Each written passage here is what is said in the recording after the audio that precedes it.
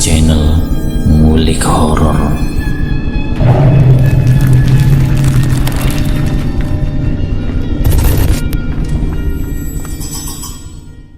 Assalamualaikum warahmatullahi wabarakatuh. Kembali lagi di channel Ngulik Horor. Channel ini menceritakan tentang kisah-kisah misteri. Pada kesempatan kali ini saya akan membawakan kisah misteri yang ditulis oleh Rara. Kalian juga dapat mengunjungi FB-nya langsung ya. Nanti link saya akan sediakan di kolom deskripsinya. Oh ya, di dalam cerita ini nama dan tempatnya disamarkan semua ya, untuk menjaga privasi pihak yang terlibat di dalamnya. Yuk daripada kita lama-lama, langsung saja kita simak ceritanya. Bismillahirrohmanirrohim. Kali ini saya akan membawakan kisah misteri yang berjudul Azab dan Siksa untuk Seorang Pembunuh. Kisah mistis ini merupakan kisah nyata yang terjadi beberapa puluh tahun silam di sebuah desa pinggiran di wilayah pantai utara Banten. Hampir setahun ini Yudi sahabatku hanya mampu berbaring menyedihkan di tempat tidur. Sisa hidupnya sepertinya hanya akan dia habiskan dengan erangan kesakitan yang keluar dari mulutnya yang bencong dan penuh luka menjijikan. Bahkan luka itu juga menjalar di sekujur tubuhnya. Bau anyir sangat menjijikan menebar ke seluruh ruangan kamar tidur Yudis. Dia hanya berteman kesedihan serta penderitaan yang sepertinya tidak berujung. Nyaris tidak ada yang sudi mendekati Yudis, kecuali hanya aku yang sesekali datang membawakan makanan dan minuman untuknya. Selebihnya aku sendiri sangat jijik mendekatinya. Kau taruh saja makanan itu di depan pintu kamarku, Ilham. Biar nanti aku sendiri yang mengambilnya, kata Yudis suatu ketika. Sepertinya dia pun sadar bahwa aku hanya berpura-pura tidak jijik melihatnya. Hidup sendiri penuh siksaan lahir batin membuat Yudis hanya bisa meratap dan menyesali nasibnya. Mungkin dia sadar penyebab semua ini, tapi mungkin juga tidak. Aneh, kian hari tubuhnya dipenuhi koreng bernanah yang tidak henti-hentinya merembeskan darah seperti keringat. Tentu saja sakit dan amat perih tiada terkira. Istri yang diharapkan akan mampu mengurus penderitaannya telah berpulang mendahuluinya. Begitu juga anak dari ketiga kelahiran bayinya. Tidak seorang pun diberi umur panjang lebih dari setahun. Mungkin ini adalah hukuman karma. Hanya para tetangga yang iba saja yang selama ini membantunya. Itu pun kalau dia sudah berteriak-teriak meminta tolong, baru ada yang menyambanginya. Aku ingin mati, Ilham, tapi mengapa Tuhan tidak juga menyambut nyawaku? Sesal Yudis dengan tubuh gemetar, menahan sakit yang terus-menerus. Sabarlah, Yud. Tuhan tidak akan memberikan cobaan melebihi kekuatan yang kita miliki, hiburku. Dengan sengit dia membalasnya. Sudah ribuan kali aku mendengar kata-kata itu, tapi coba kau lihat sendiri bagaimana keadaanku.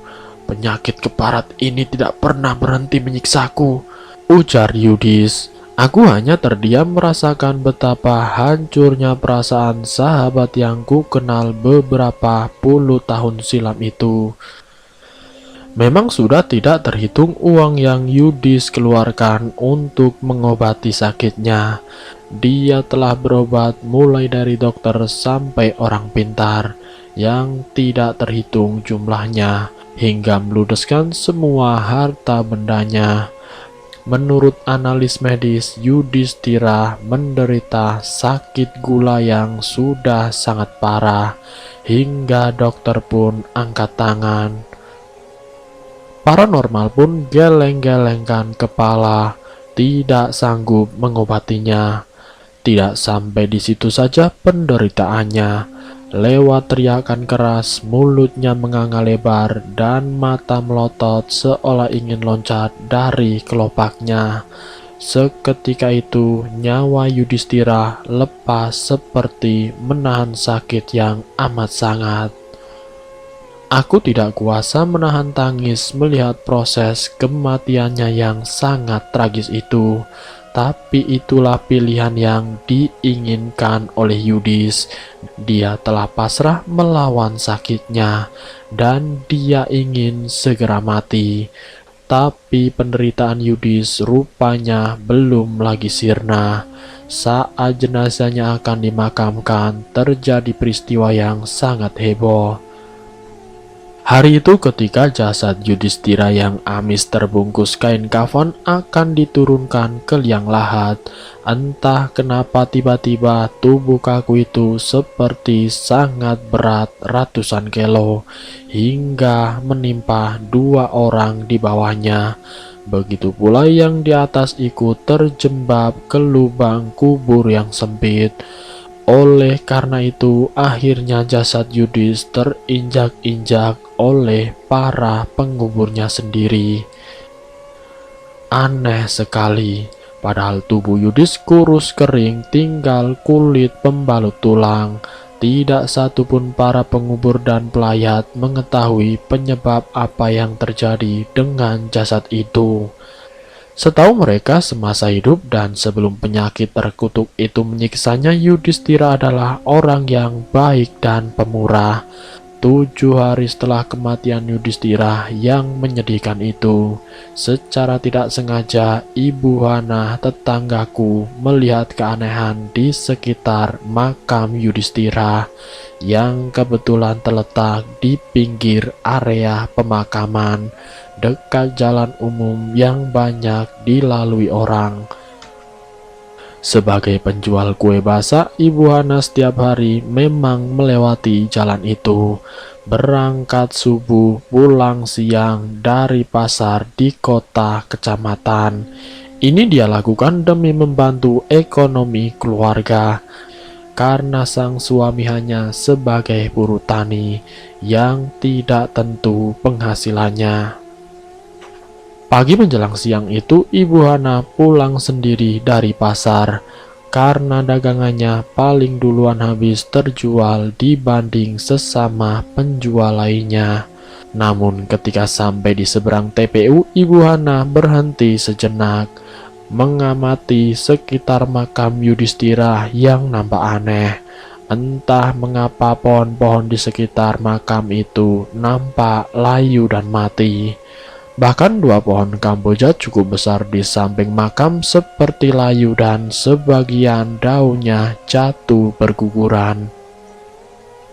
Aneh, kenapa pohon-pohon di sekitar makam itu mati kering? Batin Ibu Hana.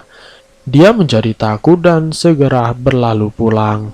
Sesampainya di rumah, Ibu Hana mengadukan hal ini kepada suaminya, Pak Darto. Pak, aku heran, kenapa pohon-pohon di dekat makam Pak Yudhistira itu pada mati? Sekarang kan musim hujan, di tempat lain juga tidak apa-apa, kata Ibu Hana. Itu kan wajar saja, tidak perlu dipikirkan. Ya mungkin maunya pohon itu mati, seperti juga si Yudhistira itu. Semua yang ada di dunia ini kan pasti mati, Bu, jawab Pak Darto sekenanya. Setelah melihat keganjilan itu, Ibu Hana kerap kali mengalami mimpi yang sangat aneh.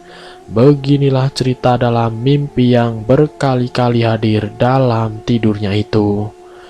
Di pagi buta itu, dia baru saja pulang dari pasar. Ketika lewat di dekat pemakaman, wanita yang agak tambun ini berlari sekuat tenaga. Di tengah hujan badai dan guntur menakutkan. Beberapa kali dia terjatuh, dia juga menjerit-jerit meminta tolong karena dikejar makhluk-makhluk kecil seperti bocah dengan tampang beringas dan membawa cambuk yang terbuat dari api yang membara.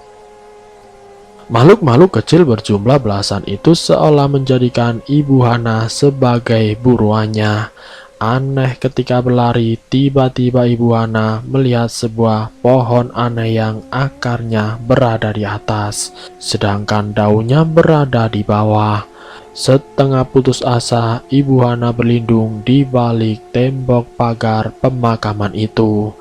Aneh sekali, dia melihat makhluk-makhluk kecil itu beramai-ramai menyerang pohon terbalik dengan cemetinya.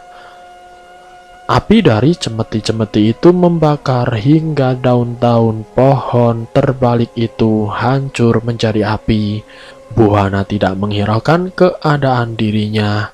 Namun yang membuatnya ngeri yaitu ternyata bocah-bocah aneh itu tidak mengeroyok dirinya, melainkan pohon terbalik itu. Anehnya lagi ternyata pohon itu menjerit-jerit menahan sakit dan memohon ampun, seolah hidup seperti manusia. Sebagian daun itu mulai hancur menjadi api, sedangkan batangnya berlumuran darah. Yang lebih mengejutkan lagi, suara jeritan itu seperti sudah dikenal Ibu Hana. Ya, itu adalah suara erangan tetangganya, yaitu suara Yudhistira. Menyadari hal itu, Ibu Hana ikut menjerit-jerit. Dia baru sadar ketika sebuah tepukan di pipinya mendarat, yang tidak lain tamparan dari suaminya.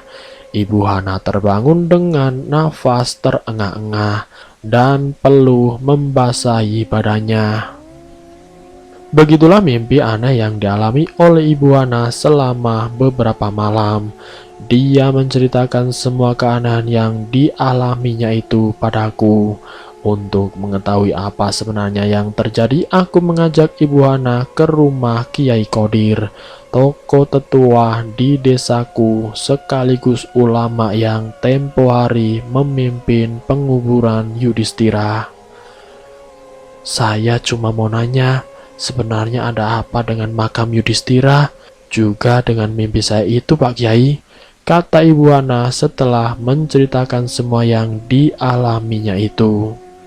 Dosa apa sebenarnya yang ditanggung Yudhistira hingga keadaannya seperti itu, Pak Kiai? Imbuhku.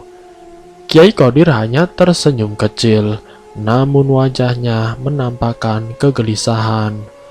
Soal dosa, itu urusan Allah dan umatnya itu sendiri. Aku tidak tahu apa yang terjadi dengan Yudhistira. Soal pohon-pohon yang mati itu, aku juga sudah dengar. Ya sudah, kau pulang saja dulu, jangan dipikirkan. Yang penting rajin sholat dan bacalah wiritan yang aku berikan padamu, jawab Kiai Qodir bijak. Kemudian Ibu Hana pulang terlebih dahulu, sedangkan aku tetap bertahan di rumah Kiai Qodir. Sepulangnya Ibu Hana, Kiai Qodir tidak urung gelisah juga. Rupanya tanpa sepengetahuan siapapun, dia sendiri 3 malam berturut-turut didatangi arwah Yudhistira yang nampak tersiksa meminta agar kematiannya disempurnakan. Dan anehnya lagi, dalam pertemuan di alam maya itu, Kiai Qodir juga melihat wajah seorang perempuan yang tidak dikenalnya. Maka diam-diam pula dia mulai menyelidiki dan bersikir memohon petunjuknya. Dia ingin mengetahui ada apa dengan mendiang Yudhistira. Seminggu berlalu, ternyata petunjuk dari Allah itu pun datang. Tanpa disangka, rumah Kiai Qodir kedatangan 3 orang tamu, yaitu Pak Barnas, ketua RW di kampungku, dan juga seorang perempuan setengah baya berbadan agak menor, ditemani seorang anak berusia 9 tahunan, yang membuat Kiai Qodir sekaligus aku yang juga hadir di sana terkejut. Perempuan menor itu, menurut pengakuan Kiai Qodir, ternyata raut wajahnya sama dengan yang hadir dalam mimpi yang dialami sang Kiai selama beberapa malam. Ya, Perempuan itu mengaku sebagai istri muda Yudhistira. Dia menyebutnya namanya Lisa. Sebelumnya Lisa datang ke rumah Pak Barnas selaku RW dengan tujuan ingin memastikan berita kematian Yudhistira, sekaligus mengurus perihal hak warisan atas tanah mendiang Yudhistira. Menurut Lisa, anak kecil yang bersamanya itu adalah anak almarhum. Lalu, kenapa Pak Barnas datang ke tempatku? Apa yang bisa saya bantu, Pak? Tanya Pak Kiai Kodir. Maaf Pak Kiai, kedatangan saya ini sebenarnya hanya ingin tahu silsilah dari Yudhistira. Mengingat Pak Kiai adalah orang tetua di desa ini, barangkali Pak Kiai mengetahui siapa sebenarnya pemilik warisan yang sah atas rumah dan tanah mendiang itu, ujar Pak Barnas. Sebidang tanah seluas sekitar 300 meter persegi yang di atasnya berdiri sebuah rumah kecil permanen. Memanglah satu-satunya harta peninggalan Yudhistira. Kiai Kodir menggeleng-gelengkan kepalanya. Aku pun tidak tahu keluarga Yudhistira sebenarnya. Yang saya tahu dia menetap di desa ini sudah puluhan tahun dan memiliki istri tanpa anak. Itu saja keluarganya, dan sekarang aku tidak tahu lagi keluarganya yang lain. Barangkali Mbak Lisa ini mengetahuinya.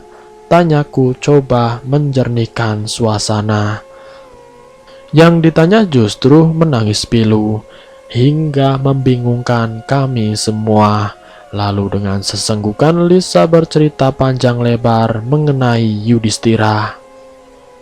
Almarhum sesungguhnya punya 2 istri sah. Yang satu tinggal di desa ini dan yang satu adalah di Lampung. Yang di Lampung itu adalah saya sendiri. Saya awal mulanya hanyalah seorang pelacur langganan Mas Yudis. Ketika saya diajak hidup serumah, saya menurut dengan harapan dia mau mengawini saya, dan ternyata dia menyanggupinya. Bahkan berjanji akan menceraikan istrinya dan memberikan harta warisan kepada saya. Sebab saat itu saya sudah mengandung anak ini. Lisa mengelus-elus kepala bocah di sampingnya. Lalu ia kembali melanjutkan ceritanya. Setelah kandungan saya berumur 5 bulan, saya baru tahu pekerjaan Mas Yudis yang sebenarnya, hingga membuat saya diam-diam justru menjauhinya karena saya takut kualat. Ternyata almarhum itu bisa hidup enak dari membunuh banyak orang. Ya, dia adalah seorang pembunuh bayaran. Cerita Lisa benar-benar menyentakkan kami semua. Sungguh sulit bagi kami untuk mempercayainya. Ketika kami berada dalam kebingungan, perempuan itu kembali melanjutkan kisahnya. Mas Yudis itu sering menerima pesanan membunuh orang. Biasanya itu pesanan cukong-cukong kaya dari kota yang kebetulan mempunyai musuh. Menurut pengakuan almarhum, dia sudah 12 kali membunuh. Bahkan ada yang dipenggal dan diambil kepalanya. Begitu saya tahu siapa sebenarnya almarhum, saya berusaha menghindar dan bersembunyi. Sejak itu saya tidak tahu lagi kabar Mas Yudis hingga lahir anak saya ini. Begitu saya dengar dia sudah meninggal, saya baru berani keluar dan bermaksud menagih ucapannya yang dulu.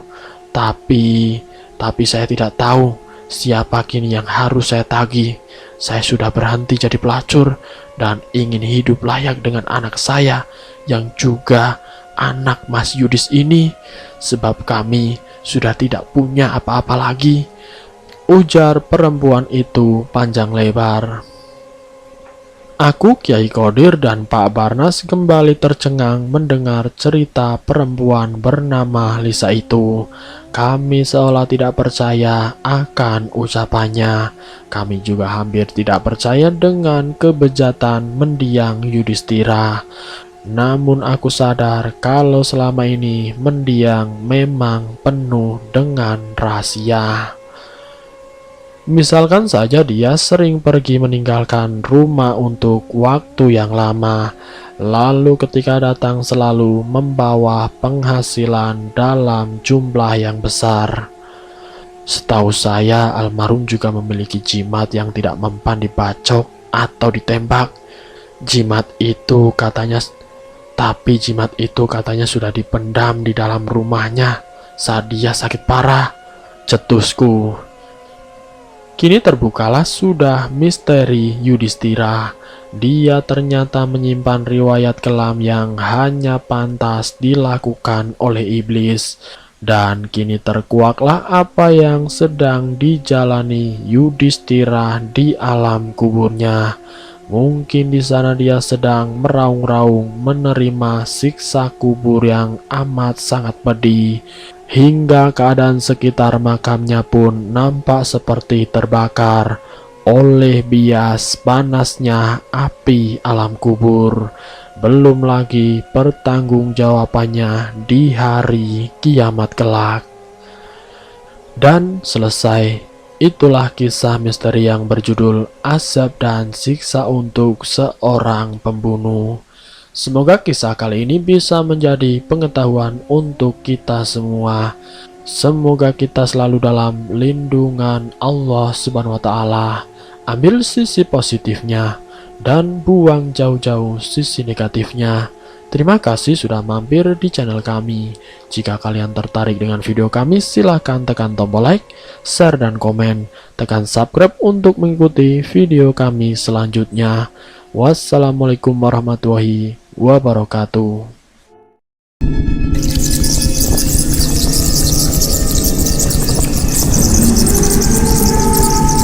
Selamat datang di channel Ngulik Horor.